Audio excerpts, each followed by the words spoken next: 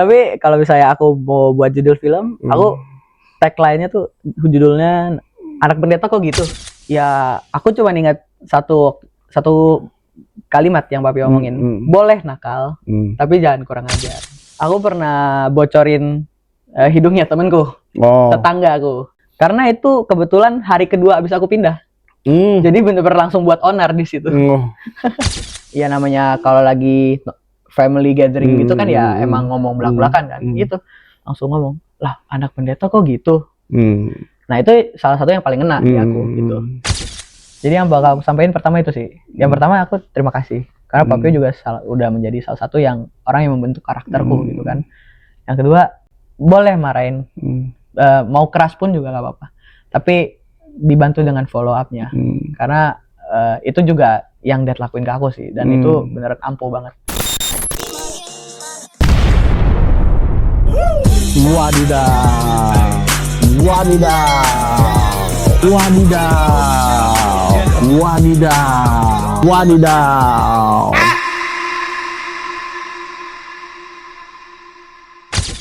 Hidup itu memang penuh drama, memang banyak cerita, tapi kalau dijalanin bareng Tuhan pasti beda maknanya. Wadidaw. Balik lagi nih sama gue Leo Singajenaka. Hari ini gue kedatangan seorang anak muda yang sungguh luar biasa ya, dipakai Tuhan dari dibilang masih kecil, tapi udah remaja, masih muda, dan rencananya akan sekolah di luar negeri. Nah, mungkin banyak yang belum kenal, sedikit gue mau kenalin aja.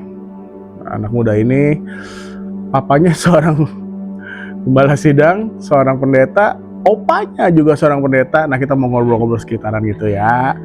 James Moses Clayton Saragi. Shalom. Oke. James, gimana?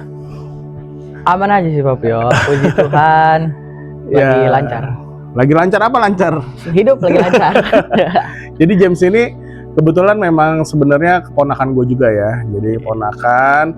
Jadi kita udah dari kecil hidup sama-sama.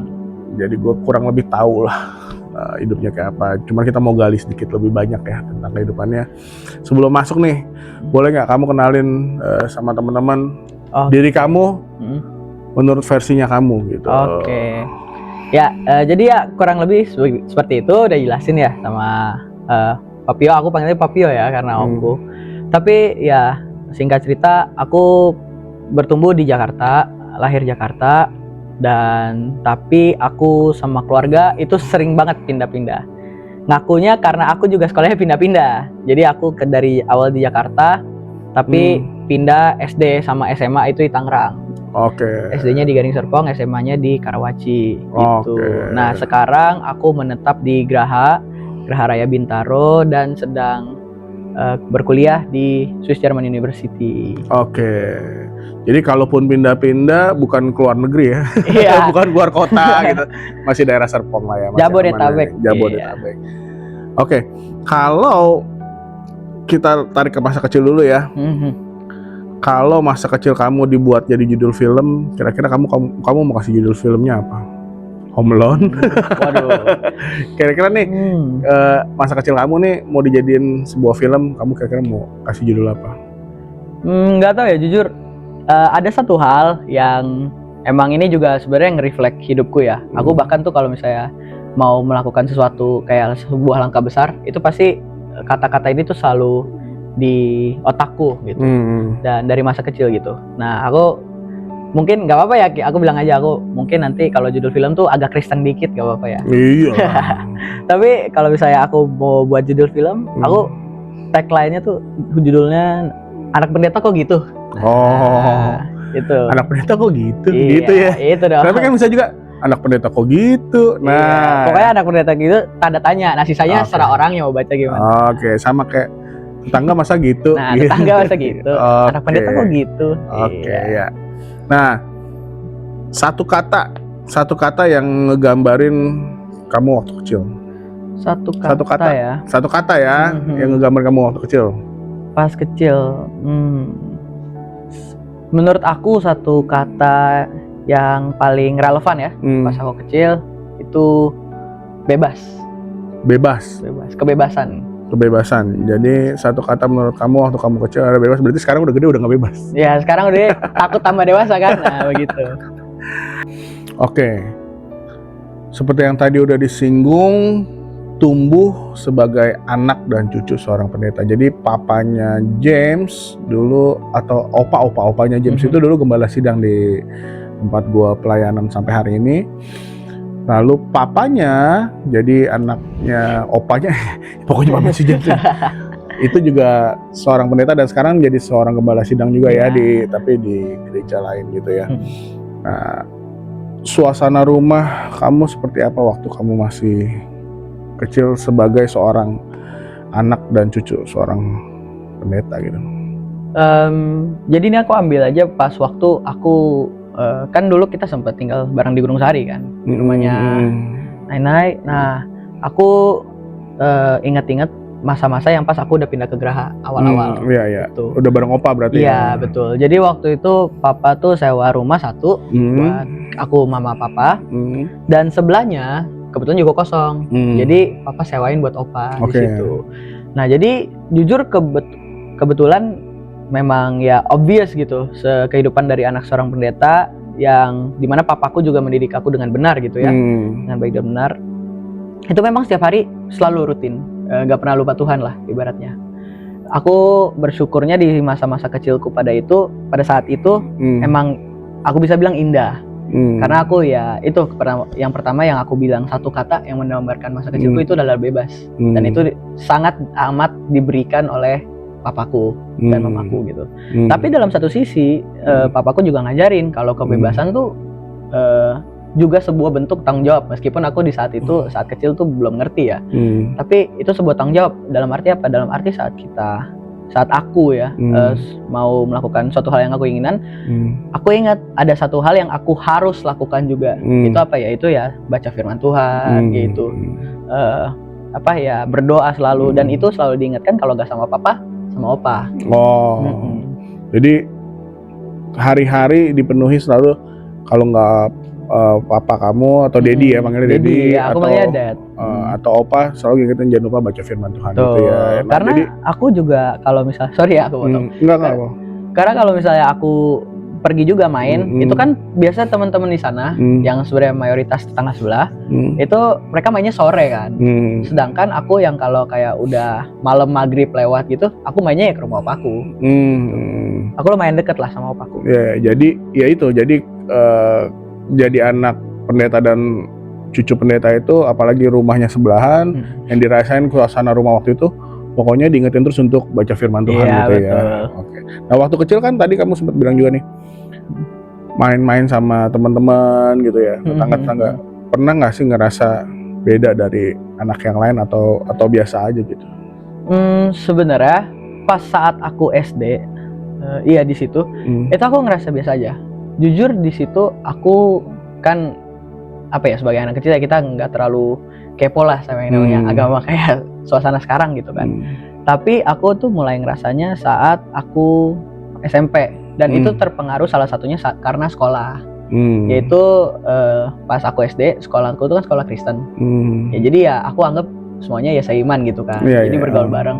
Nah, dan aku juga gak pernah nanya-nanya teman-temanku agamanya apa gitu. Aku cuma tahu ya itu teman main gitu. Karena itu juga yang diajarin di sekolah gitu. Semuanya harus dikasihi kan, kasih semua sama. Tapi saat SMP aku pindah ke sekolah di Jakarta lagi. Aku di sekolah di Tojo. Nah, di situ sekolahnya sekolah Katolik, tapi murid-muridnya universal gitu. Nah, baru di situ yang namanya aku yang udah bertumbuh lah ya, badan udah bertumbuh, pikirannya makin kreatif, makin kesana kesini, makin penasaran sama hal sana sini. Baru tuh di situ kayak, oh ternyata dunia aku tuh nggak semua orang relate gitu. Ternyata dunia aku ini tuh dunia yang lain gitu, beda. Mereka semua orang punya dunia sendiri, background sendiri.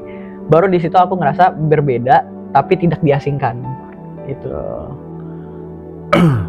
Jadi tetap ngerasa beda dari anak lain tapi nggak diasingkan. Nggak diasingkan, benar-benar bineka tunggal ika lah. Oke. Nah, terus masa-masa kecil itu dulu nakal nggak sih?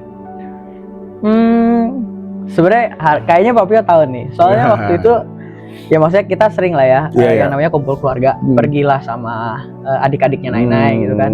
Aku panggilnya Greta, Oma gitu.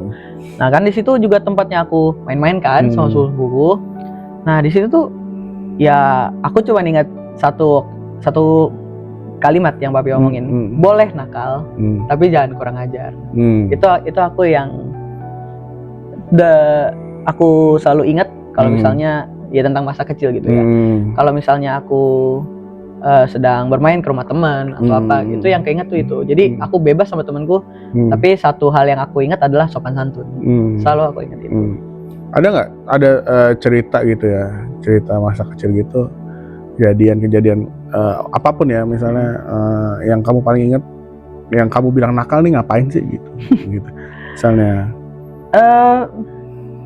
Sebenarnya ya kalau dibilang nakal, jujur aku dulu lumayan nakal. Bukan lumayan. Nakal ini maksudnya aktif ya? Aktif betul, lari sana sini gitu kan. Tapi itu menurutku itu yang basicnya nakal anak-anakan. Tapi kalau hal yang nakal aku pernah lakuin tuh, aku pernah bocorin hidungnya temenku. Tetangga aku. Maksudnya bocorin apa, nonjok gitu? Enggak, aku jadi lempar batu. Tapi asal lempar dan kena hidung dia. Gitu, dan sampai hidungnya bocor berdarah gitu. Okay. Itu tetangga di rumah? Tetangga di Geraha. Iya, maksudnya di rumah Geraha. Sampai sekarang berarti masih ketemu.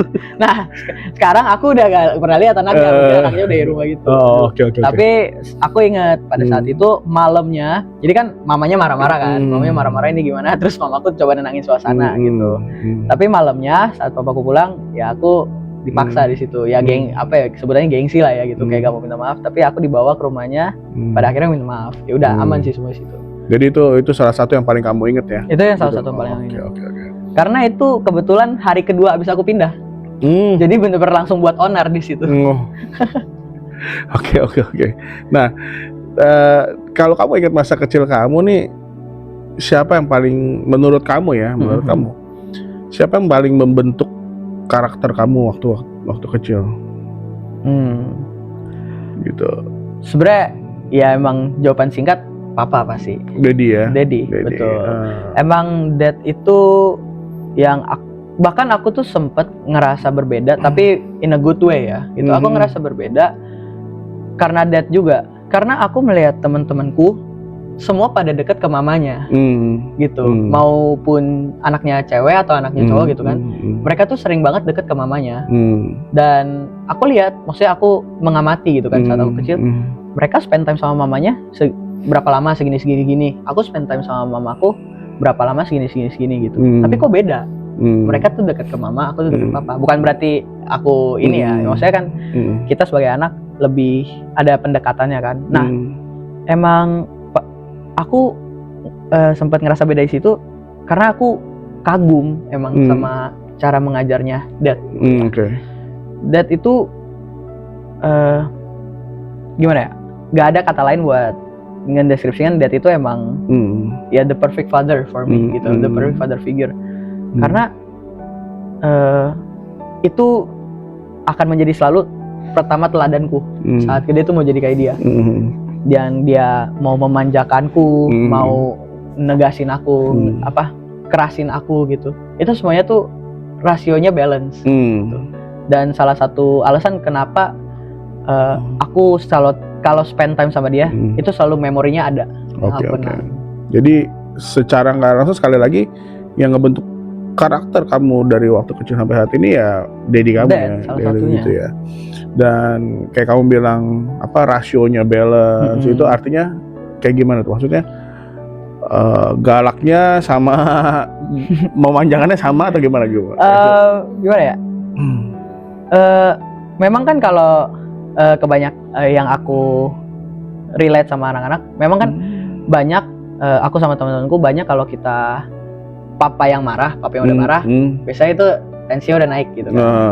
Tapi ya sama betul, setiap kali misalnya aku buat kesalahan dan marah, dulu juga hukumannya rotan gitu kan, aku di sabet gitu, tapi bukan di bagian-bagian yang vital, jadi aman.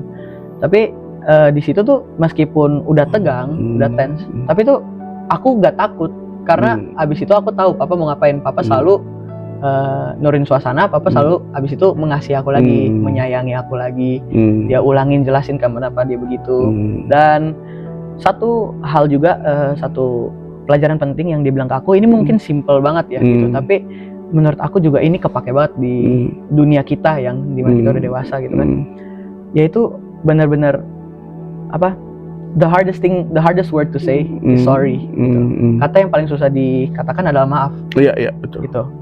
Dan aku bangganya karena papa, karena dad, sampai sekarang aku pegang prinsip itu. Kemanapun aku pergi ya, mau sama teman, mau sama orang nggak kenal, aku introspeksi dulu sebelum aku menurut dia salah, tapi aku introspeksi dulu apakah aku ada salah. Kalau ada, aku minta maaf dulu. Gitu. Jadi yang pertama ya, kalau memang orang tua zaman dulu cara didik anak itu memang disabet gitu ya, nggak heran ya. Dan memang terkadang untuk segala sesuatu masalah ataupun apa yang terjadi di sekitar kita perlu koreksi diri kita, itu ya tadi kesimpulannya ya. Jangan-jangan memang ada peran kita juga di satu masalah itu. Gitu. Makanya kata maaf itu juga sebenarnya jangan mahal-mahal lah gitu ya kan. Gitu ya. Jadi ketika kita udah koreksi, kita perlu lihat ada peran kita juga nggak nih sih, kita ada salah nggak sih di situ gitu ya. Oke, lanjut. Good. Ada tekanan tertentu nggak sih sebagai anak pendeta? Nah, itu tuh menarik. Nah, kan tadi kan judul kalau mau dibikin film anak pendeta kok gitu. Anak pendeta kok gitu. Nah, ada tekanan, apalagi udah opanya pendeta, papanya pendeta. Nah, ada tekanan tertentu nggak sih? Nah, itulah itulah yang sering menjadi sebutannya beban pikiran lah. Karena itu tuh yang masuk ke judul film itu karena mencakup masa kecilku dan masa sekarangku yang mungkin sebelumnya ya, kayak sekarang sebelum aku masuk kuliah pas SMA gitu, yang udah pikirannya bertumbuh gitu kan. Karena bingungnya begini, yang menjadi beban pikiranku tuh kemana-mana setelah aku bertumbuh ya. Ketemu SMA, ketemu teman-teman yang ternyata papanya pendeta juga, bahkan salah satu pendeta yang ngetop gitu di Indonesia. Aku sekelas sama dia gitu. Dan yang buat aku bingung adalah nggak sesuai maksudnya kehidupan gaya kita ya, lifestyle kita itu nggak 100% sesuai Alkitab. Maksudnya kita baca firman Tuhan gitu loh. Maksudnya ya memang benar gitu, manusia kan jatuh dalam dosa, memang nggak sempurna. Tapi dari yang bagaimana aku dididik untuk tekun sama firman Tuhan, meskipun aku nakal, aku membenarkannya secara alkitabiah gitu. Tapi aku pas SMA itu aku jadi bingung, jadi dilema sendiri sebenarnya sama diri aku. Loh, kok pergaulannya kayak gini gitu. Padahal konteksnya, lingkungannya cukup Kristen lah, aku bilangnya gitu. Tapi pergaulannya ternyata nggak Alkitabiah itu, dalam tanda kutip ya, nggak serohani itu. Betul. Ada duniawinya gitu kan. Dan waktu itu ya emang aku pengertiannya sangat textbook ya soal Alkitab, karena aku bacanya ya jika kamu mengikuti aku maka tinggallah semua yang kamu punya gitu loh. Dan di situ aku jadi mulai terbawa arus gitu, jadi terpengaruh kebiasaan yang baik rusak sama pergaulan yang buruk gitu. Nah itu yang beneran jadi beban pikiranku, aku anak pendeta kok gitu. Karena itu yang sudah menjadi pertanyaan dalam diriku, orang-orang tanyakan kepadaku, tapi aku juga tanyakan kepada orang-orang lain yang juga anak pendeta gitu ya. Makanya itu sih aku bilang judulnya anak pendeta kok gitu.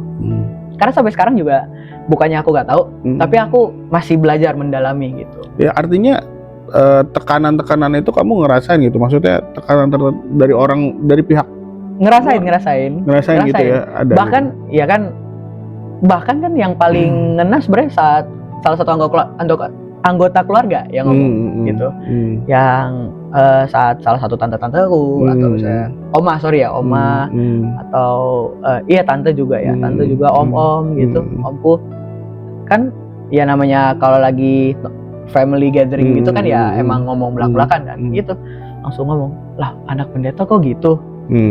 Nah itu salah satu yang paling ngena di aku gitu. Tapi dan itu kan pada saat itu menegur aku.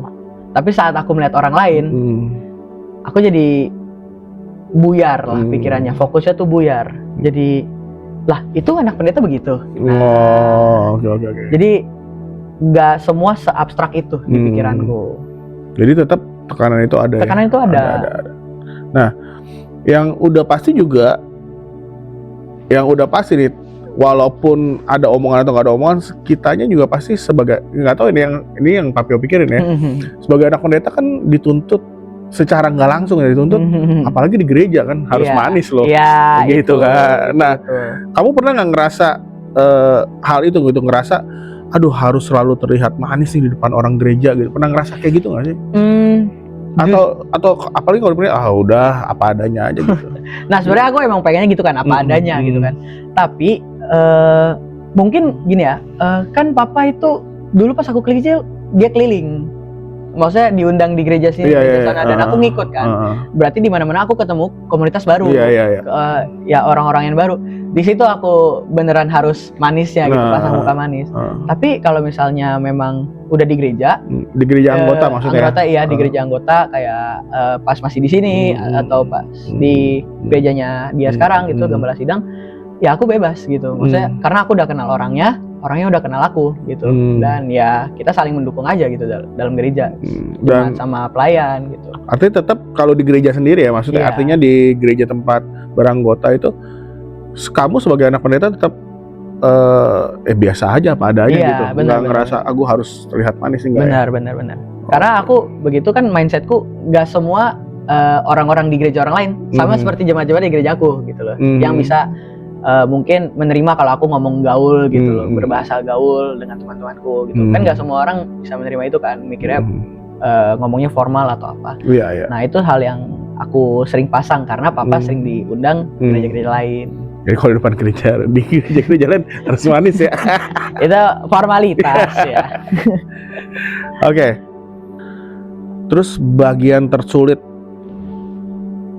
apa dari label itu? Maksudnya dari label anak pendeta tuh hal apa yang kamu ngerasa paling sulit gitu? Kamu nih anak pendeta nih, kamu nih cucu pendeta gitu kan. Nah, hal apa yang kamu paling ngerasa sulit dengan label itu gitu? Apakah bergaul, pertemanan, atau di akademis, atau di pelayanan, atau apa gitu? Bisa cerita nggak? Nah sebenarnya ya ini juga ada salah satu lah cerita di masa laluku. Pada intinya papa tuh nanya, Dedi tuh nanya, Dad tuh nanya sama aku. Dia ngomong, James, kamu mau jadi pendeta gak? Gitu. Karena yang namanya turunin legalisasi, legasinya dari opa turun-turun ke Dad, ke aku. Dad nanya, kamu mau jadi pendeta gak? Dalam posisi itu ya maksudnya aku mikirnya bukannya seharusnya Dad tahu jawabannya ya, karena kan Dad sudah mendoakan itu dari aku lahir gitu, emang udah ini nih doain lah gitu. Tapi dia nanya aku, dan aku di situ jujur yang seharusnya aku secara logis udah jawab iya, aku jawabnya nggak tahu. Karena apa ya, di saat itu bahkan di saat sekarang maksudnya emang aku belum siap gitu kan, secara dididik rohani gitu belum siap. Tapi aku di saat itu nggak tahu kedepannya aku mau apa enggak. Menurut aku tekanan terbesar di situ karena aku udah bukan ngomong sama Dad lagi sebenarnya, aku udah ngomong langsung sama Tuhan gitu loh. Secara gak langsung kan itu panggilan Tuhan buat aku. Yang aku takut bukan nolak Dad, tapi aku nolak Tuhan karena aku gak mau kabur gitu. Nah menurutku tekanan terbesar tuh di situ kalau bagi aku sebagai anak pendeta. Oke, itu kan tapi karena nih satu informasi yang belum saya sampaikan adalah James ini anak tunggal. Iya. Anak tunggal, kebetulan anak tunggal. Jadi opanya pendeta, dedinya pendeta, Jamesnya anak tunggal juga. Ya kalau bisa itu tadi legasinya. Ya, legasinya turun kan. Nah itu kan kalau itu urusannya dengan panggilan. Tapi kalau dengan kamu sebagai anak pendeta, hal tersulit itu di panggilan itu atau ada hal lain misalnya? Wah jadi anak pendeta tuh paling nggak enak kalau lagi reunian misalnya, atau lagi kumpul keluarga atau apa gitu, yang kamu ngerasa paling berat gitu. Kalau kayak begituan tersulit ya paling tersulit gitu. Kalau misalnya kayak reunian keluarga itu berat, memang ya namanya ada pressure lah ya gitu, pasti kan ditanya-tanyain. Cuman bukan yang terberat. Maksudnya itu aku tuh kayak itu sesuatu yang aku udah bisa handle dan sudah terbiasa handle dari kecil gitu kan. Karena memang ya aku juga nggak takut karena emang aku dididik dengan baik sama Dad gitu, dan aku juga mempersiapkan masa depan yang baik. Tapi kalau memang secara internal aku emang debat sama diri sendiri juga soal itu. Bahkan saat Dad gak bertanya pun. Dan itu betul karena aku anak tunggal. Dad kan suka cerita tuh. Mungkin saat dia berkhotbah gitu ya, dia suka cerita, aku juga suka denger. Pada saat itu Opa nawarinnya bukan ke Dad untuk yang menjadi pendeta, tapi Opa nawarin ke semuanya, ke empat saudara, itu 4 bersaudaranya itu.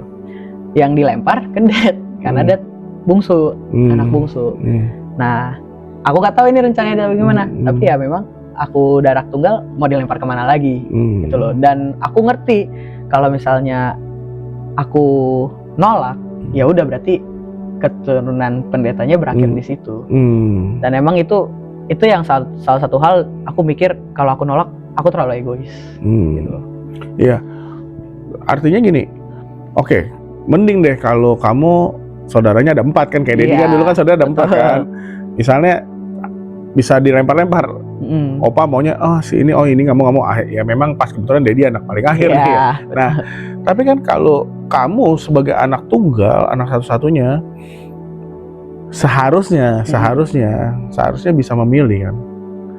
Iya. Nah, dan kamu memilih untuk tetap, maksudnya meneruskan kependetaan ini. Berarti itu menurut kamu panggilan bukan? Atau memang pilihan kamu sebagai panggilan atau gimana? Ya, apa ya gimana? Ya sebenarnya kan panggilan Tuhan pun bisa ditolak gitu. Gitu kan. Tapi emang aku memikirnya, ya kalau aku tolak dampaknya akan lebih besar kepada lingkungan keluargaku dan dalam diri, dan pertengkaran dalam diriku sendiri dibanding kalau misalnya aku menerima. Karena aku kalau misalnya menerima, aku cuman ngelawan kehendak kedaginganku, ibaratnya gitu ya. Nah, tapi Dad pun juga bukan yang close minded kan, itu orangnya open minded. Ya apa yang dia lakukan itu menurutku juga bijak gitu ya, dan aku setuju. Yaitu ya dia mempersiapkan aku dulu di dunia sekuler. Saat misalnya aku sudah bisa menopang diriku sendiri, gitu, baru aku terjun ke dunia pelayanan, gitu. Dan itu salah satu yang menurutku ilmu mahal, ilmu padi lah, begitu. Saat kita sudah bisa mensupport diri kita sendiri tanpa bantuan orang lain ya, dalam tanda kutip gitu, tanpa aku harus di bawah bayangannya Dad lagi, di situ baru benar-benar aku ngerasa aku punya pilihan di situ, bisa punya benar-benar otoritas buat nolak atau nerima gitu. Tapi sementara karena aku masih di bawah naungannya Dad, ya aku setuju aja, aku ngikutin Dad bahwa aku akan dipersiapkan di dunia sekuler dulu. Makanya S1 aku nanti kuliah di sini dan di Jerman gitu, double degree. Tapi setelah itu baru aku bisa beneran siap secara mental, secara kedewasaan, dan bahkan secara rohani gitu untuk memilih apakah aku akan terima dan melanjutkan kependetaan atau melanjutkan panggilan sebagai hamba Tuhan ya. Nah benar nih, ini satu hal yang gua setuju ya, kadang sebagai orang tua kita mau, atau anak kita mau jadi hamba Tuhan, main dicemplungin aja kadang-kadang ya, tanpa dipersiapkan, tanpa dipikirin, karena akhirnya jadi hamba-hamba Tuhan, sorry itu saya dalam kutip, kedepannya untuk survive itu susah ya. Karena bergantung sama gereja, bergantung sama orang lain, bergantung sama donatur gitu. Tapi ketika kita dari muda, dari remaja sudah dididik untuk coba berpegang pada diri sendiri dulu, ya tentunya sama Tuhan, dan baru di situ kita bisa, ya kalau mau jadi hamba Tuhan silahkan gitu ya. Itu yang harus diperlengkapi sebenarnya. Good. Lalu gimana kamu belajar tetap jadi diri sendiri? Ada tips nggak kamu belajar gini loh, untuk jadi hamba, kembali lagi jadi anak pendeta itu kan omongannya, bebannya kan berat di luar kan, di tuntutan baik di gereja maupun di mana pun. Nah, untuk jadi diri sendiri itu gimana? Jujur ya, mungkin kalau depan temen ya kita gampang gitu ya. Maksudnya memang kalau teman-teman ya cuman nerima aja, ini teman anak pendeta gitu. Artinya teman sepermainan ya. Teman sepermainan, sepergaulan gitu ya. Bahkan teman gereja yang emang kita dekat gitu kan. Tapi untuk di publik, aku beneran bisa ya. Ini kalau dari pengalamanku, aku tuh beneran bisa jadi diriku sendiri. Karena hubungan aku sama Dad pun fleksibel. gimana ya cara jelasnya? Aku sama Dad pun nggak, bukan yang formal banget atau yang rohani banget. Tapi dalam hubungan aku sama Dad itu aku belajar kalau memang tuh selama kita enjoy, bersyukur di dalam hal-hal yang Tuhan berikan, ya itu kita udah menjadi diri kita sendiri loh. Karena kita cara mensyukurnya pun beda-beda gitu. Kayak aku bersyukur sama Tuhannya itu contohnya setiap kali aku mengalami kebaikan atau mujizat-mujizat Tuhan, aku langsung ke kamar, langsung nyembah, aku langsung main gitar, worship gitu. Karena itu cara aku mengekspresikan diri gitu. Dan menurutku kalau misalnya secara internal saat kita benar-benar sendiri gitu ya, kita bisa ngekspresin diri kita sendiri sama Tuhan, ke orang lain tuh udah gampang gitu loh. Karena kita pokoknya ya udah pede lah, ini hidupku gitu. Tuhan menopangku. Jadi kamu belajar untuk menjadi diri sendirinya, tetap jadi diri sendiri tuh ya dengan menjalin hubungan sama Tuhan dulu ya, secara intim ya. Itu worship. Ya good. Oke, lanjut nih. Kita mau ngomongin hal yang lain. Oke, apa tuh? Kamu kan suka olahraga ya? Nah, Oke. Kamu suka olahraga itu sejak kapan sih? Sejak lahir. Sejak lahir kayaknya. Maksudnya sejak lahir gimana? Emang apa ya? Ya papi tahu sendiri lah. Aku anaknya tuh emang nggak bisa diem kan. Bahkan yang nggak ada ya, kalau pas itu kan Eto kan pindah-pindah tuh. Maksudnya teman mainku kan Eto di Gunung Sari, di rumah nenek. Tapi kalau Eto ke Bungur aku main sama siapa kan? Aku nggak main sama siapa, tapi aku lari-lari doang, gitu kan? Lari-lari aja. Emang anaknya nggak bisa diem, hyperaktif lah sebutannya, super aktif gitu. Dan ya kebetulan papa tahu cara nanganinnya, yaitu gimana ya, olahraga. Mau gak mau ini anak lari-lari, olahraga, lakuin segala hal. Jadi papa tuh ngajarin semua cabang olahraga, bola, basket, berenang, badminton, bahkan biliar waktu itu, sama catur. Nah kedepannya aku tinggal milih aja gitu, mau olahraga apa yang aku suka, yang aku minat, dan yang aku mau jalanin. Karena emang saat itu menurutku saat kecil ya, maksudnya ya aku pengen jadi pemain olahraga gitu. Nah, ada nggak atau apa, ada nilai hidup nggak sih yang kamu dapat dari olahraga? Apakah itu disiplin, jadi apa? Maksudnya nilai hidup yang kamu bawa sampai hari ini dari olahraga tuh kamu belajar apa gitu? Jujur dari olahraga, aku belajar sportif. Oke. Nah dan sportif tuh maksudnya nggak cuman di olahraga, sportif tuh sportsmanship ya gitu. Itu nggak cuman di olahraga. Tapi dari olahraga. Gitu kan. Dari olahraga kita belajar menerima kapan kita bisa kalah, kapan emang kita kurang nih sama orang lain, kapan emang kita harus sadar kita harus stop gitu. Karena ya kita nggak menang di ranah situ ya. Tapi bukan berarti kita menyerah, berarti kita comeback stronger gitu. Sama juga dalam hidup. Ada saat-saat kita merasa gagal, saat-saat aku merasa gagal gitu, saat-saat aku merasa kurang gitu. Tapi justru dari olahraga aku belajar aku harus menerima itu. Tapi bukan berserah sama itu, bukan menyerah sama hal itu. Tapi karena aku terima itu, aku bisa belajar lagi dari hal itu. Apa yang membuatku kurang, ya aku comeback stronger. Oke, jadi selain sportif, tadi bener ya? Iya sportif bener. Dalam hidup kamu jadi belajar sportif dan jadi bisa melihat, bisa mengukur kekurangan kita, kelebihan kita. Betul. Bukan di olahraga aja, tapi di hidup ini ya. Betul. Gitu ya. Terus aku menjadi orang yang terima diri aku sendiri lah. Oke. Mungkin beberapa orang kan ada yang gengsi, gitu. Kayak, oh enggak kok, aku lebih baik dari dia. Nah aku, jadi salah satunya juga open minded. Olahraga tuh membuat aku menjadi orang open minded. Bahwa aku tuh bisa ketemu orang dengan background berbeda-beda. Tapi entah dia dapet talentanya dari mana, itu kan memang dari lahir gitu kan. Tapi backgroundnya beda-beda, aku bergaul sama orang yang beda-beda. Dan bahkan ada saat-saat dunia itu sempit, aku ketemunya dia lagi. Contohnya? Contohnya badminton. Badminton tuh aku jujur di Tangerang, aku kan kena perkenalan kalau saat itu pas kuliah aku bilang aku Clayton kan, bukan James. Nah jujur nama aku Clayton saat aku ikut komunitas badminton itu lumayan banyak yang kenal. Gitu, oh yang main si Clayton, gitu. Jadi aku yang mau cari komunitas baru di Tangerang, ternyata udah ada orang yang aku kenal gitu. Dan ngobrol-ngobrol lagi, balik lagi, yang aku tadinya ketemu dia terus udah lama berpisah, aku ngobrol lagi, oh sekarang lu gimana kok, sekarang kamu gimana Clay, ternyata ada ya pertumbuhan gitu, ternyata yang tadinya aku sama dia belum ada progres, ya misalnya dalam skill badminton gitu ya, oh ternyata aku udah bisa menandingi dia, gitu. Berarti kan ya itu sebuah step up gitu. Nah sama juga dalam hidup, pasti kita ketemu orang-orang yang kita ketemu sebelumnya, dan pasti ada sesuatu yang berubah dari kita, yang membuat kita bisa punya apa ya, benchmark. Kalau kita tuh udah step up dari progres itu. Iya, jadi salah satunya itu ya, open minded. Terus ada apa namanya, link ya, koneksi relation. Betul. Oke. Dan saat ini juga dikit-dikit lagi bisnis ya.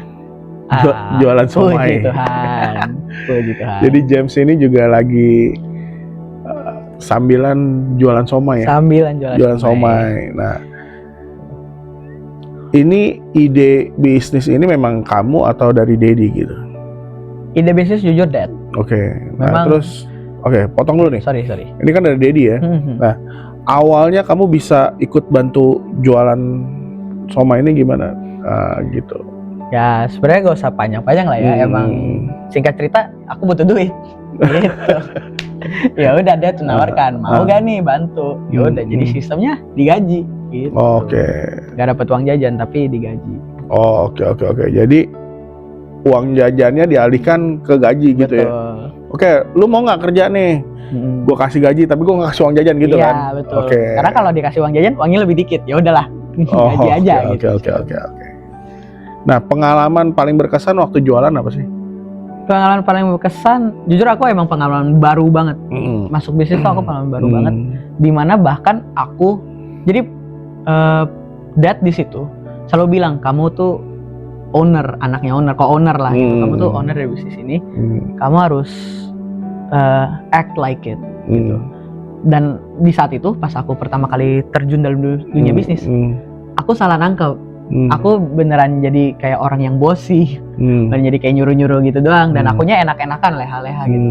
Tapi setelah terjun dalam bisnis, aku ngelihat caranya Dad bekerja. Oh ternyata jadi owner tuh bukan begitu gitu, bukan cuma sekedar nyuruh-nyuruh kita jadi, tapi apa, jadi owner tuh sama kayak jadi leader gitu. Malahan aku diajarin sama Dad sebagai owner, kalau aku lagi kontrol gitu ya ke outlet mana, aku yang bantuin, aku masuk ke counter, aku yang layanin gitu. Bahkan aku yang kasih contoh ke staff-staff di situ, ya gimana caranya biar efektif, efisien gitu ya pelayanannya, makanannya gitu. Dan itu aku bener-bener terbuka. Jadi ya balik lagi, aku cross reference sama yang dapat di Alkitab, ya kita jadi pelayan gitu. Tapi dalam bentuk kita memimpin gitu. Kita memberikan contoh yang baik. Nah, itu balik lagi tadi, ada pengalaman paling berkesan nggak? Maksudnya? Itu maksudnya. Jadi pada saat itu aku lagi ke Bandung. Oh, oke. Dan Papa tuh ninggalin aku. Dia tuh ninggalin aku benar-benar sendiri kan. Jadi aku gak tahu harus ngapain. Tapi itu maksudnya outlet di Bandung? Nggak, outlet di Bandung. Oh, betul. Outlet di Bandung. Jadi waktu itu mau liburan Natal atau Tahun Baru kalau nggak salah. Dan aku pagi-pagi diajak sama Dad, ayo ke Bandung. Kita kontrol, kita lihat-lihat gitu. Dari situ Dad ngilang. Aku nggak tahu Dad kemana pada saat itu. Dan aku tinggal sendiri. Ya udah, mau gak mau di tangan aku dong gitu. Dan di situ langsung aku ngeliat customer, refleks lo langsung kayak, oh oke, aku yang layanin gitu. Dan itu sesuatu yang kita pelajarin tanpa kita sadari ya, karena kita langsung live action di real time gitu di lapangannya. Dan setelah aku melihat hasilnya, hasil dari jualan hari itu, ya aku kagum gitu. Oh ternyata ini yang paling berkesan gitu. Iya. Dan merasa pasti, wah ini ya gimana sih ngerasanya ya, penghasilan dari diri sendiri gitu. Iya benar. Dan untuk pertama kalinya pasti berkesan sekali ya. Betul, wah ini hasil kerja gue nih, hasil usaha gue. Betul. Inilah cara kerja gitu. Iya, dan kalaupun hasilnya misalnya saat itu nggak banyak pun juga cukup puas pasti puas, ya. Karena ya gue juga inget waktu gue pertama kali kerja dulu ya, hari pertama kali gue dapet komisi gitu ya, wah bahagianya tuh bener. Walaupun nggak banyak gitu, tapi bahagia karena berasa dari usaha hasil karya sendiri. Betul. Bahkan di situ kan aku nggak ngeliat nilainya, meskipun tinggi ya nilai itu, tapi aku nggak fokus sama nilainya. Oke, wah hari ini iya seru gitu, prestasi lah ya gitu ya. Oke. Terus pelajaran terbesar dari pengalaman selain yang tadi kamu sampaikan itu ada lagi nggak? Sebenarnya menurut aku ya, kalau di bisnis beneran aku dapet hikmahnya never too late sih. Beneran nggak pernah telat untuk melakukan sesuatu. Kehilangan kesempatan bisa dalam bisnis gitu kan, dan itu sebenarnya lumayan sering dilakukan seorang. Tapi nggak pernah telat untuk mencoba lagi. Nggak ada yang namanya udah telat udah gak bisa gitu. Nggak ada yang namanya. Beda sama sekolah gitu kan. Yang aku belajar sekolah ya udah telat gak diterima nilainya atau apa gitu. Pas aku terjun dalam bisnis itu benar-benar kayak nggak ada yang namanya telat. Tapi kalau udah tahu harus lakuin ya lakuin. Iya. Jangan malah diperlambat, jangan malah pertunda. Dan itu yang salah satu sebenarnya aku struggle. Karena jujur aku pas masa kecil aku tuh selalu susah dalam hal memanage waktu. Karena aku orangnya hyperaktif dan aku gampang terdistraksi gitu. Jadi seakan-akan mau pakai sepatu tapi tiba-tiba haus mau minum terus tiba-tiba lupa pakai sepatu, lupa kaos kaki atau apa. Jadi itu gampang kedistraksi kan. Jadi secara otomatis apa-apa ketunda, Kalau dulu mami suka marahin lelet gitu. James lelet banget sih, cepetan gitu. Nah, sama juga dalam bisnis gitu. Bisnis tuh nggak boleh lelet ibaratnya gitu. Yang ada kesempatan langsung ambil gitu. Karena meskipun nggak ada kata terlambat, tapi kita nggak tahu kesempatan itu mengandung apa di belakangnya. Jadi kalau bisnis itu yang pasti nggak ada kata terlambat, dan ketika ada kesempatan sikat langsung. Kita lihat golden opportunity sikat. Iya. Jadi dan terakhir nih di bisnis. Jadi kalau ada momen nih dalam hidup kamu dalam dunia bisnis ya yang paling membentuk mental kamu berarti yang tadi dong ya, yang ketika kamu ditinggal sama Dedi itu ya. Betul. Itu benar-benar kayak kita anak kecil yang ditinggal sama papa gitu kan. Yang tadi gandeng tangan, jadi lepas, mau ngilang. Ya udah kita di situ ngikutin insting doang gitu. Yang kita nggak punya pengetahuan apa-apa di ranah itu, tapi ya sama kayak tadi bilang dicemplungin. Anak kalau mau belajar berenang paling efektif gimana dicemplungin gitu. Itu yang paling membentuk mental. Oke. Good. Nah, kamu kan rencana untuk memutuskan kuliah ke luar negeri nih. Betul. Kenapa? Kenapa kamu memutuskan untuk keluar negeri gitu? Salah satunya karena mimpiku sih sebenarnya. Maksudnya bukan mimpi tidur ya, maksudnya impianku dari kecil. Itu emang aku suka traveling. Emang suka berjalan-jalan, melihat pemandangan baru, entah itu alam atau kota-kota. Dan jadi sebenarnya teman-temanku di kelasku saat itu aku inget mereka tuh udah punya impian, dan impiannya rata-rata profesi gitu. Dan bahkan aku sampai sekarang aku nggak tahu persis profesiku mau apa.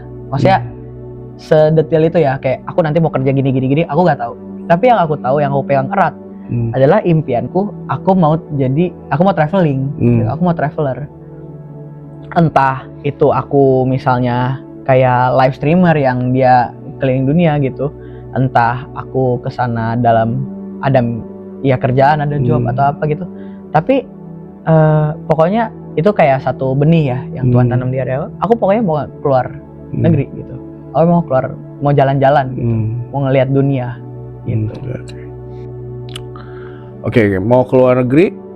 Terus bidang apa yang akan kamu ambil dan kenapa kamu ambil bidang itu? Nah, itu menarik. Jadi aku ambil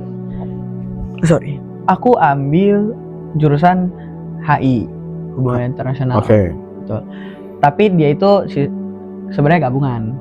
Dia gabungan, ada journalism, ada ilmu komunikasinya, teori komunikasinya, ada international law-nya gitu. Nah, jadi sebenarnya jurusan di kampusku itu disebutnya Global Strategic Communication. Nah, itu kan ijazahnya nggak ada, tapi di ijazahnya tuh sebutannya Ilkom. Nah, saat aku ke Jerman, aku tuh nanti kan double degree, aku bakal dapat gelar dari Jerman. Itu sebutannya Bachelor of Arts gitu. Jadi jurusan yang aku ambil Global Strategic Communication itu aja. Gitu. Kenapa gitu? Kenapa kamu ambil itu? Sebenarnya aku ambil itu awalnya karena aku mencari satu hal yang bukan suatu hal, maksudnya aku mencari jurusan yang sebenarnya jauh dari yang namanya MTK. jurusan-jurusan yang nggak berbau-bau angka, Iya, nggak iya. berbau-bau hitung-hitungan gitu. Tapi pas aku masuk kuliah, misal aku maksudnya ibaratnya ya udah kecemplung gitu ya, aku sadar ternyata emang nggak ada yang begitu. Pasti apapun jurusannya selalu ada MTK-nya, pasti selalu. Dan sekarang bahkan semester lalu aku belajar statistika, tapi bukan fisika statistika ya, statistik lah, kayak cara menghitung, memprediksi gitu-gitu.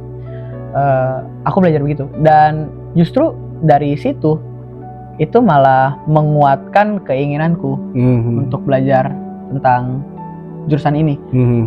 Jadi apa ya, yang tadinya aku gak suka, maksudnya matematika nih hal yang aku gak suka, tapi aku ketemu, jadi aku apa ya, jadi nempel lah. Maksudnya kan udah telanjur kan gitu, tapi di situ aku malah enjoy.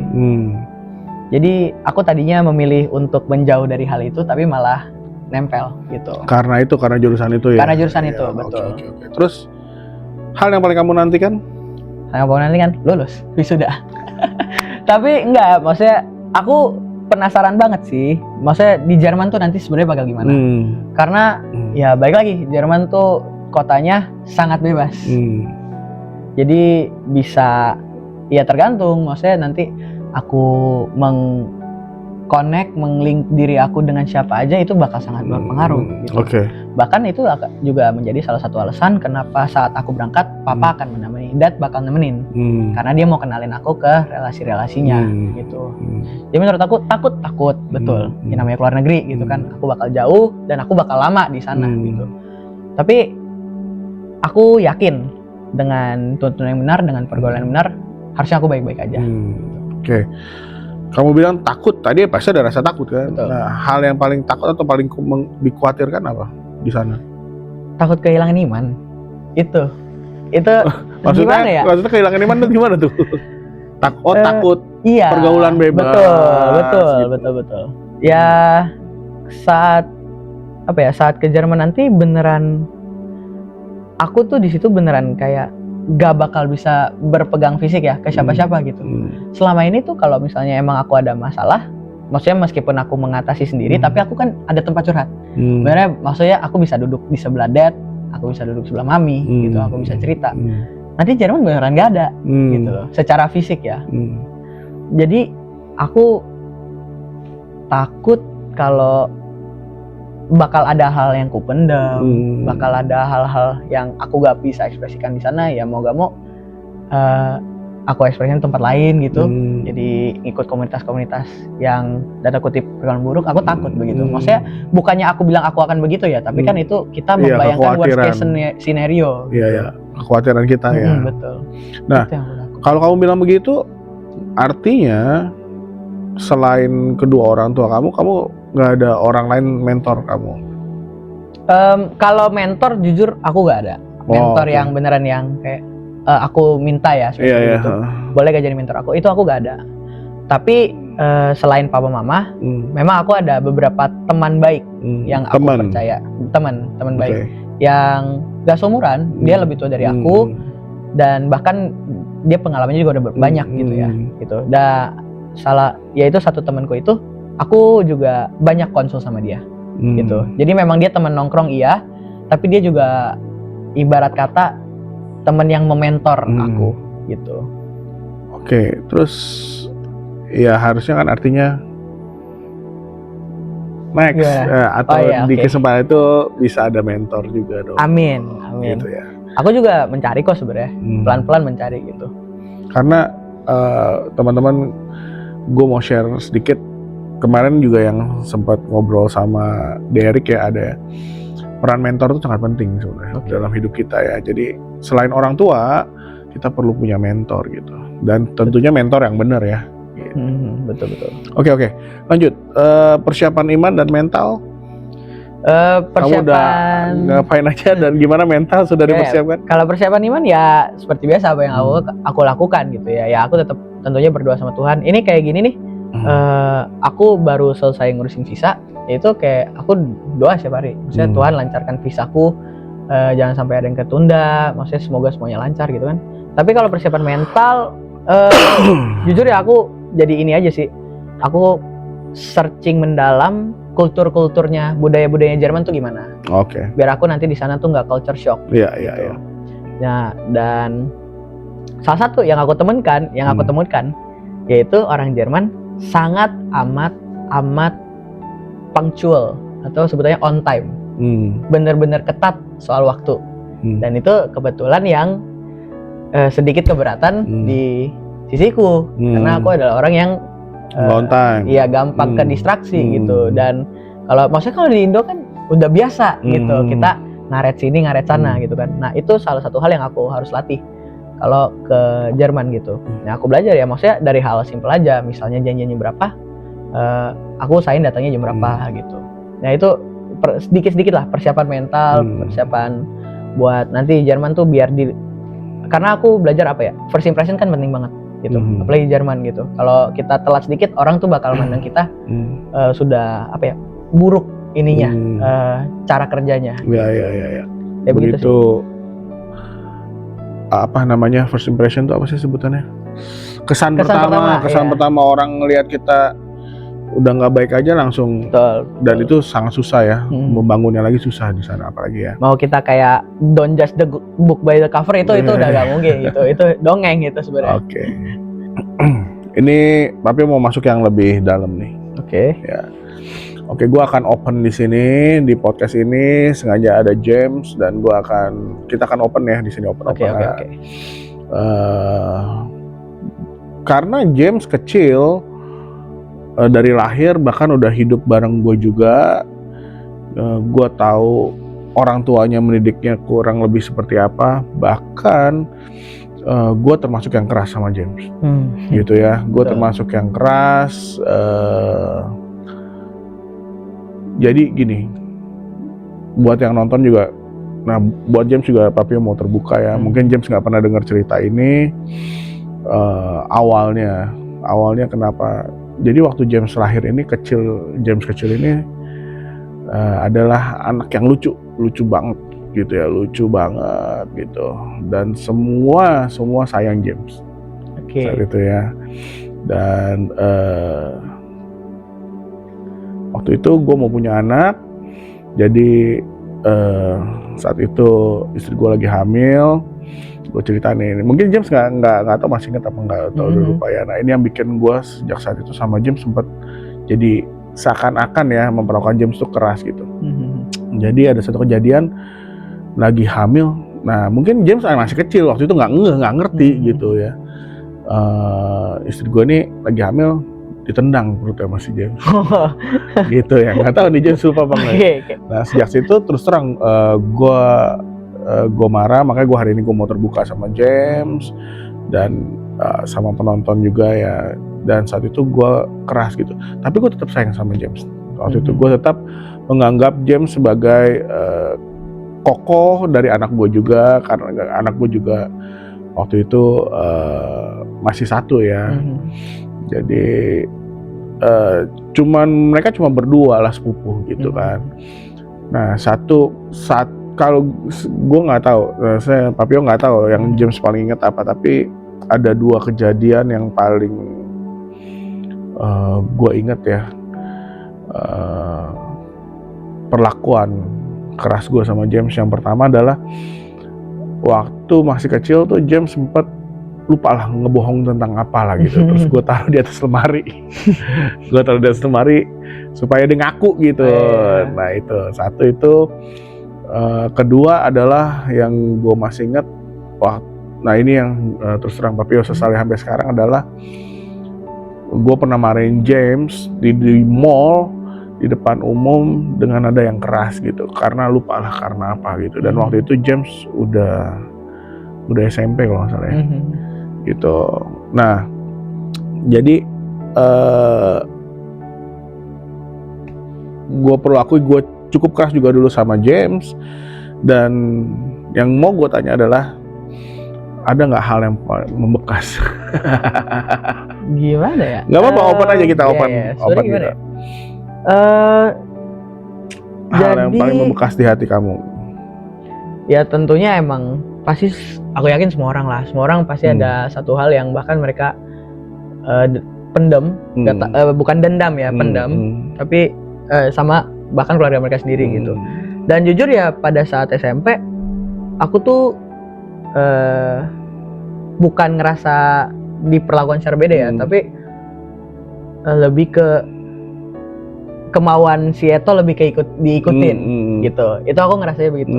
Tapi akunya nggak diasingkan, bukan kayak pilih kasih banget lah gitu. Tapi kalau kemauannya si Eto lebih diikutin, aku ngerasa begitu pas SMP gitu.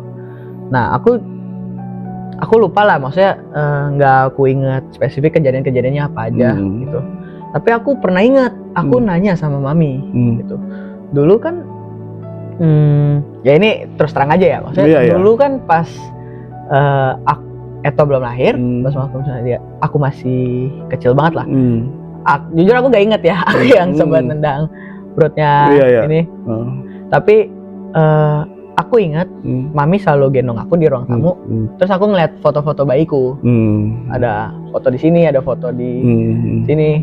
Nah, terus pas semenjak aku bertumbuh, udah SMP-an gitu, aku kayak baru mikirin.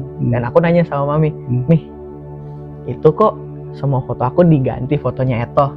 Aku nanya begitu. Nah, itu tuh apa ya? Jujur di saat itu aku ngerasanya ada kayak iri hati gitu. Tapi ya aku nggak tahu kan alasannya kenapa. Tapi saat aku udah dewasa ya lama-lama aku udah cuek aja gitu. Itu cuman foto kan begitu. Jadi kalau dibilang itu kan salah satu kejadian ya. Jadi kalau misalnya dibilang ada yang membekas, nggak ada jujur. Maksudnya semua aku udah berdamai sama masa lalu yang emang ada yang menyakiti hati gitu ya. Karena ya salah satu balik lagi Dad mendidik aku dengan begitu. Benar sih. Aku orangnya gak dendaman gitu. Sakit hati saat itu bisa, benar. Aku bisa sakit hati saat itu. Tapi ya sewajarnya aja sih menurut aku. Setelah itu udah lupain gitu. Dan semuanya damai. Gitu sih. Oke, kalau tarik sedikit masalah tadi foto ya. Foto. Gue juga nggak tahu ya. Jadi karena kita kan tinggal serumah gitu ya, di rumah gitu. Lain ya. Yang pasti memang sebagai orang tua gue akan taruh foto anak gue di situ. Cuman gue nggak tahu kejadiannya, apakah papi juga nggak tahu. Apakah waktu itu memang mami kamu turunin fotonya atau udah diganti atau sempat pindah, mungkin fotonya dibawa atau gimana kan? Karena kan pindah-pindah tuh kan. Iya, betul. Nah itu yang nggak. Tapi yang papi taruh adalah foto-foto. Kalaupun ada foto itu adalah di line yang kosong gitu. Nah bahkan dulu foto nikah mami kamu pun turun karena kan pindah rumah, seingat papi itu dulu ya.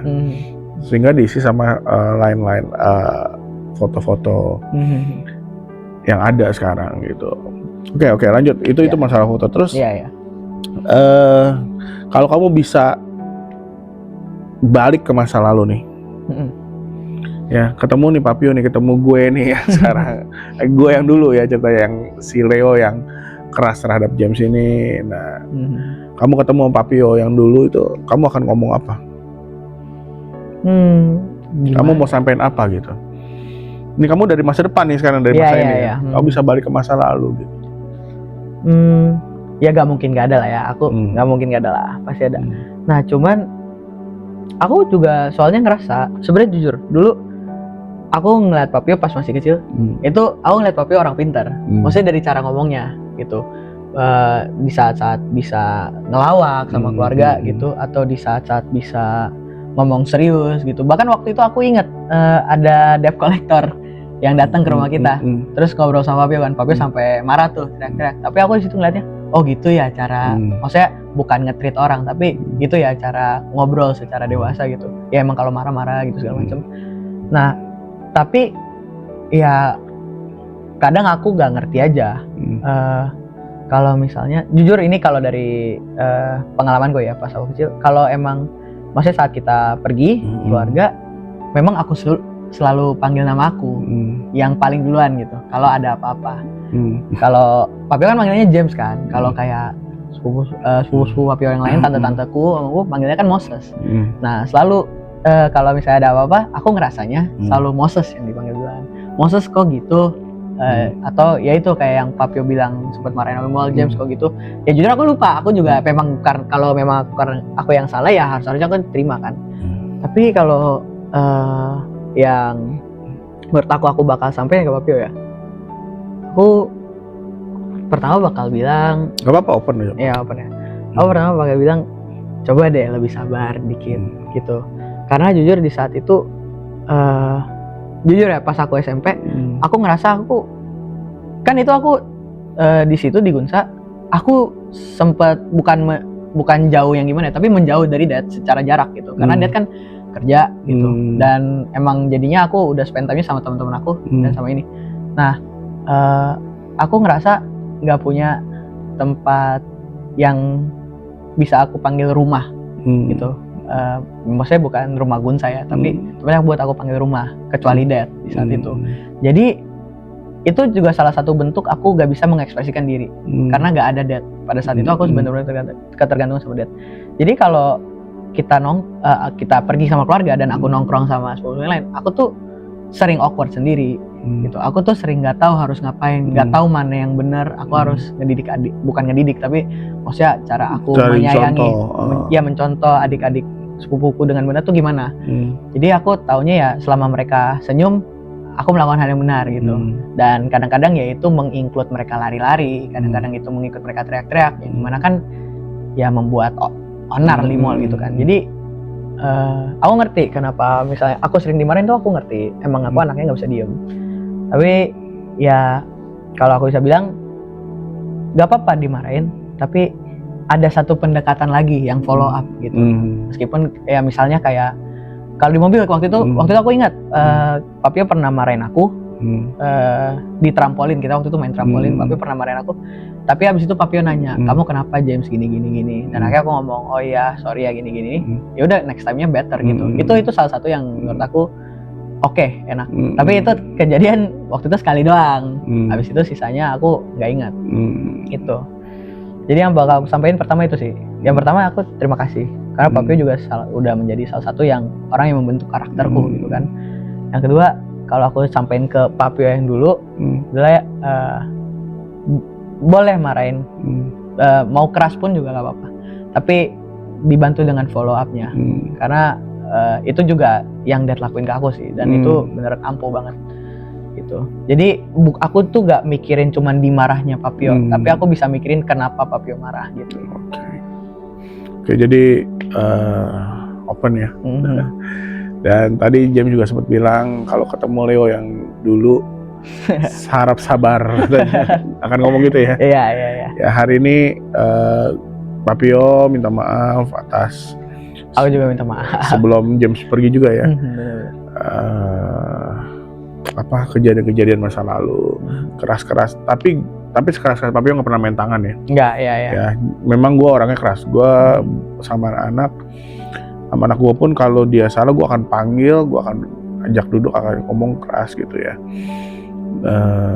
Termasuk sama James juga. Nah, cuman bedanya waktu itu gue kadang-kadang suka lupa waktu, lupa tempat sih gitu. Bahkan di tempat umum pun gue bisa marahin James saat itu ya. Sekali lagi Papi minta maaf gitu ya. Gue juga minta maaf Papi. Dan setelah ini nggak ada simbol. Dong, udah aman. Oke. Apa yang kamu rasakan? Ya lega sih. Maksudnya ini salah satu tempat yang aku juga bisa secara official ya aku juga bisa terang-terangan ya aku tuh begini loh sama Papio. Jadi kedepannya nyantai aja kita. Oke. Sebagai penutup,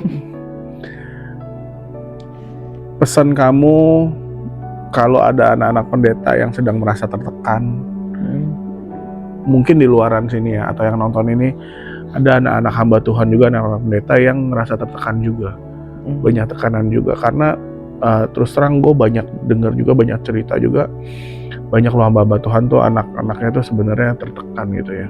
Nah, kamu ada pesan yang nggak mau sampaikan? Ngomongnya langsung ke sana. Oke. Aku bilang aku adalah anak yang juga lumayan beruntung karena ada perantara yang baik, yaitu papaku, my dad, untuk mendekatkanku kepada Tuhan. Tapi kalau semisalnya yang semua anak pendeta sini ya, kepada semua yang merasa tertekan, yang merasa kayak dilema gitulah sama diri sendiri, sama dunia luar. Aku gak punya jawaban lain selain cari Tuhan dulu. Itu kan udah, maksudnya ibaratnya orang mungkin pikir itu klise, basi lah gitu. Ya iyalah pasti cari Tuhan gitu anak pendeta. Tapi maksudku mungkin kita suka melupakan yang membawa kita ke dunia itu Tuhan. Ya meskipun memang betul kita ada orang tua gitu ya, Tuhan dititipin gitu ke orang tua, tapi kita kadang benar-benar lupa yang namanya curhat sama Tuhan. Aku tuh benar-benar sangat mengapresiasi yang namanya curhat sama Tuhan. Dan curhat tuh bukan cuma sekedar Tuhan aku lagi begini, amin gitu. Aku bisa diem secara 20 menit gitu. Ya sekitar segituan kan. Aku cerita, Tuhan aku sedang begini. Karena emang kadang kan Tuhan tahu ya hati kita ya. Dan aku sendiri merasa bahkan ada saat-saat aku curhat sama Tuhan, itu bahkan aku gak tahu mau curhat apa gitu. Pokoknya aku tahu ada unek-unek. Jadi aku udah ngomong banyak, tapi masih ada yang kayak seakan-akan belum tersampaikan. Tapi di saat-saat aku diem itu, bener-bener Tuhan paham lah gitu. Tuhan memeluk, Tuhan mengayomi, Tuhan memberikan aku jalan kembali ke jati diriku sendiri gitu. Jadi aku rasa hal utama, hal paling besar ya, yang membuat anak pendeta tertekan, itu karena nggak bisa mengekspresikan dirinya dengan benar, gitu loh. Karena ya dengan tekanannya dunia, dengan kata-kata anak pendeta kok gitu. Nah, tapi menurut aku, ya memang di mata manusia mungkin ada standar anak pendeta harus begini. Tapi dalam hubungan kita sama Tuhan kan fleksibel. Tuhan ada kan bisa seperti bapak, bisa seperti best friend, bisa seperti ya Tuhan juga gitu. Maksudnya bahkan cara kita berdoa kan udah beda sama Tuhan. Nah, makanya menurut aku cari nyamannya, comfort zone-nya dulu kita curhat sama Tuhannya di mana gitu. Dan pasti saat kita udah melampiaskan semua hati kita, unek-unek kita sama Tuhan, baru di situ Tuhan mengangkat kita, menggendong kita gitu. Itu kesan pesanku sih. Oke, kesan buat teman-teman yang saat ini lagi nonton, yang mungkin ya yang nonton ini adalah anak-anak dari pendeta-pendeta yang merasa ada tekanan ya jadi anak pendeta ya. Oke, terakhir benar-benar sebagai penutup nih. Oke. Kalau hidup kamu dari kecil yang tadi kita ceritain sampai saat ini dirangkum jadi satu kalimat ya, bukan satu kata nih, satu kalimat. Kira-kira kalimatnya apa? Bahasa Inggris gak apa-apa? Gak apa-apa dong. Tapi jangan lupa dijemahin ya. Oke, siap. Satu kalimat yang benar-benar merangkum hidup aku, yaitu come as you are, but do not stay as you are. Itu artinya, ini seakan-akan Tuhan yang ngomong ya gitu. Datanglah kepadaku apa adanya, tapi jangan stuck di situ. Makanya saat kita datang ke Tuhan, pasti Tuhan maunya kita berkembang gitu. Dan mau seburuk-buruknya, mau segalanya yang kita rasa ya. Bahkan sebagai anak pendeta ya, aku sempat ngerasa gitu kan, karena ya betul anak pendeta tuh gitu, aku sering merasa gak layak. Tapi Tuhan cuma ngomong, datang kepadaku apa adanya. Dan apa adanya berarti ya benar-benar udah datang kepada aku aja. Dan ya Matius 11:28 ya, datanglah kepadaku, berikan bebanmu, dan aku akan memberikan kelegaan gitu. Marilah kepadaku hai yang letih lesu gitu. Dan jujur aku lumayan sering letih lesu ya. Dan datang kepada Tuhan itu memang melegakan, memang mengenakan kita gitu. Oke, thank you James. Thank you very much, Papio. Sekali lagi teman-teman, obrolan kita hari ini kiranya bisa menjadi berkat. Kadang-kadang walaupun kita bicara ini mengenai tentang anak pendeta ya, tekanan-tekanan dalam hidup kita mungkin beda-beda. Betul. Bukan tentang anak pendeta aja. Tapi sekali lagi seperti yang James bilang, ketika kita di luaran menjadi orang lain, kita dipaksa atau ditekan atau dituntut untuk menjadi orang lain, kita datang sama Tuhan, datang apa adanya. Apapun kita, siapapun kita, datang sama Tuhan apa adanya ya. Gitu. Sekali lagi, biarlah obrolan kita hari ini boleh menjadi berkat buat teman-teman semua, buat yang nonton channel ini. Dan terus semangat, terus gue udah ngomong dah. Wadidaw. Hidup itu memang banyak drama dan banyak cerita, tapi kalau dijalanin bareng Tuhan pasti beda maknanya. Amin. Wadidaw. Thank you. Thank you. Love you. Wadidaw. Wadidaw. Wadidaw. Wadidaw. Wadidaw.